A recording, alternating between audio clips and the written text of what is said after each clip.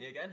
This is the Jungle Book Lesson 4. Now, I've done the same thing as I did for the previous one. I put a link to an extract in the description of this video.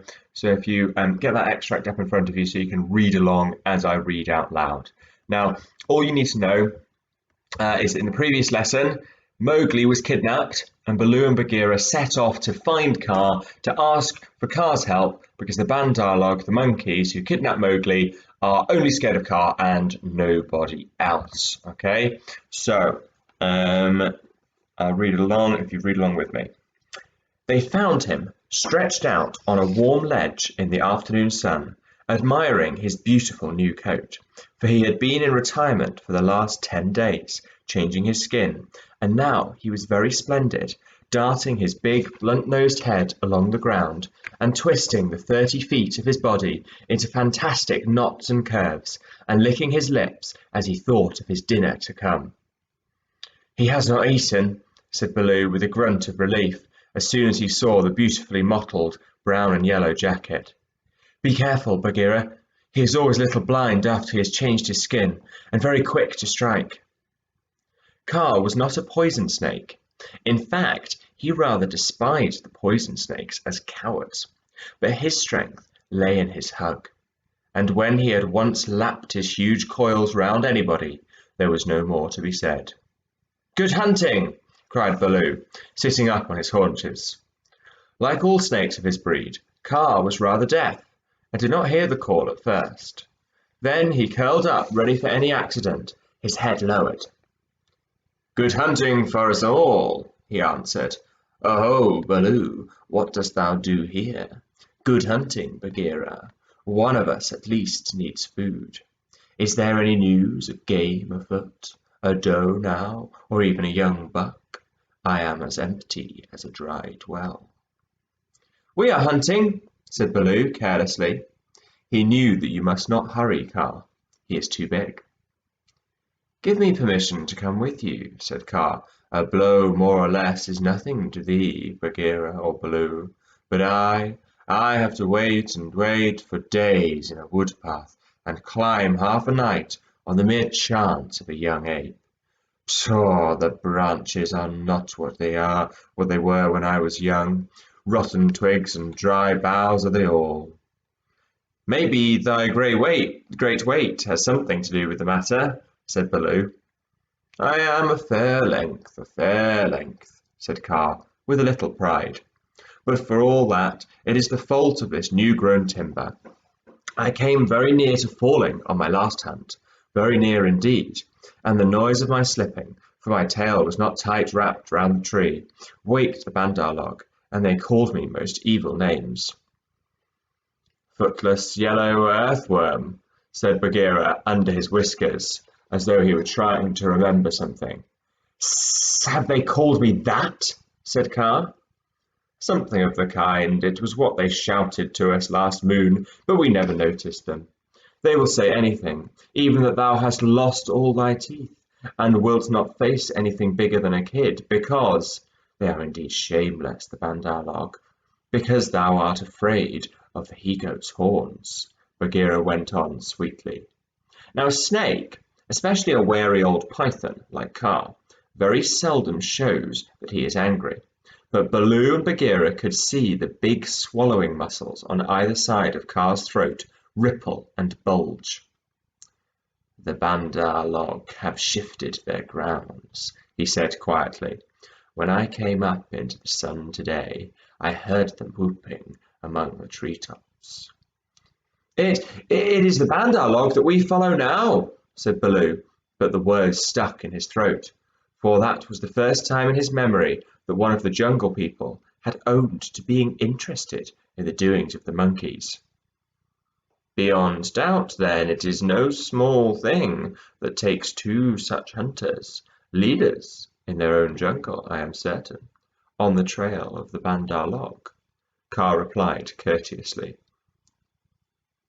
as he swelled with curiosity. "Indeed," Baloo began, "I am no more than the old and sometimes very foolish teacher of the law to the Seoni wolf cubs, and Bagheera here is—" "Bagheera," said the Black Panther, and his jaws shut with a snap. for he did not believe in being humble. "The trouble is this, Kaa. Those nut stealers and pickers of palm leaves have stolen away our man cub, of whom thou hast perhaps heard." "I heard some news from Ikki," his quills make him presumptuous, "of a man-thing that was entered into a wolf-pack, but I did not believe. Ikki is full of stories half-heard and very badly told." "But it is true. He is such a man-cub as never was," said Baloo.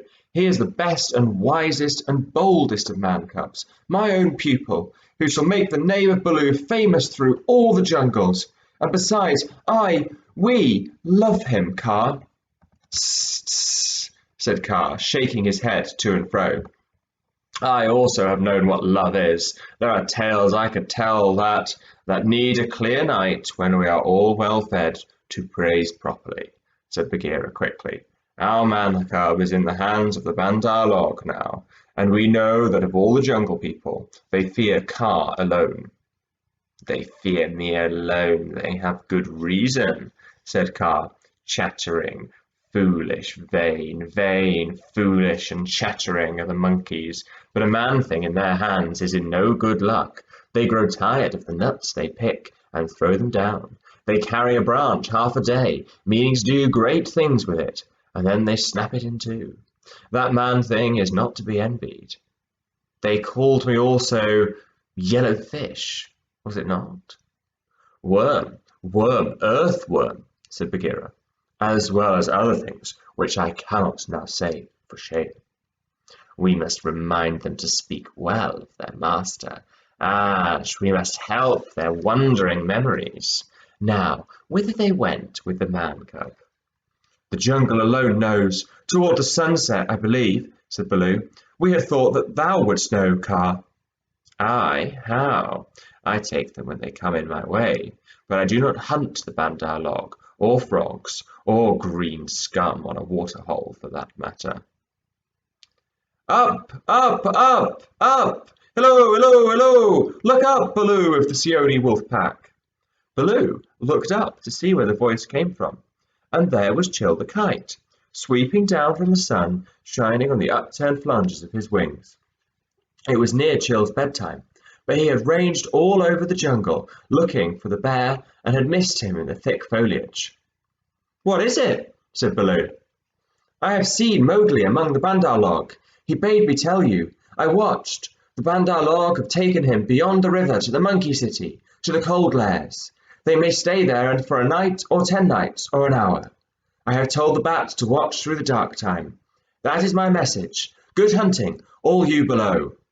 "Full gorge and a deep sleep to you, Chil," cried Bagheera. "I will remember thee in my next kill, and put aside the head for thee alone, O best of kites."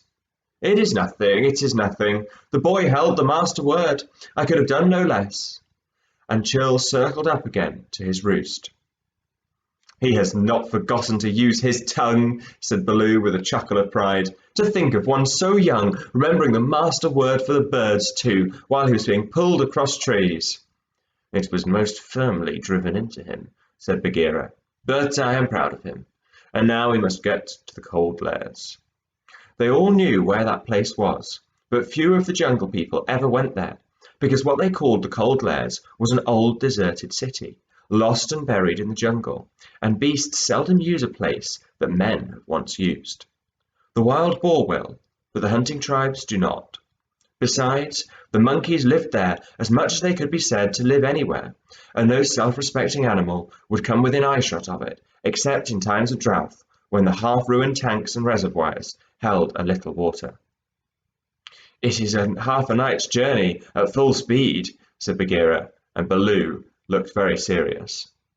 "I will go as fast as I can," he said anxiously. "We dare not wait for thee. Follow, Baloo. We must go on the quick foot, Kaa and I."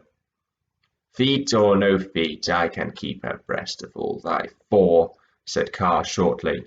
Baloo made one effort to hurry, but had to sit down panting, and so they left him to come on later, while Bagheera hurried forward at the quick panther canter. Kaa said nothing, but, strive as Bagheera might, the huge rock python held level with him. When they came to a hill stream, Bagheera gained, because he bounded across while Kaa swam, his head and 2 feet of his neck clearing the water. But on level ground, Kaa made up the distance. "By the broken lock that freed me," said Bagheera, when the twilight had fallen, "thou art no slow goer." "I am hungry," said Kaa. "Besides, they called me speckled frog." "Worm, earthworm, and yellow to boot. All one. Let us go on." And Kaa seemed to paw himself along the ground, finding the shortest road with his steady eyes and keeping to it. Okay, so that's the end of the extract. I've got just 2 tasks for you. The first task is, how does Kaa describe the Bandar-log? How does Kaa describe the Bandar-log? And the second task is, how do Baloo and Bagheera persuade Kaa to help them? What is it about what Baloo and Bagheera says that persuades Kaa to help them? Okay, so if you do those tasks, that'd be fantastic, and you can join me next time for lesson 5 when we have a whole brand new extract. Thanks very much for watching.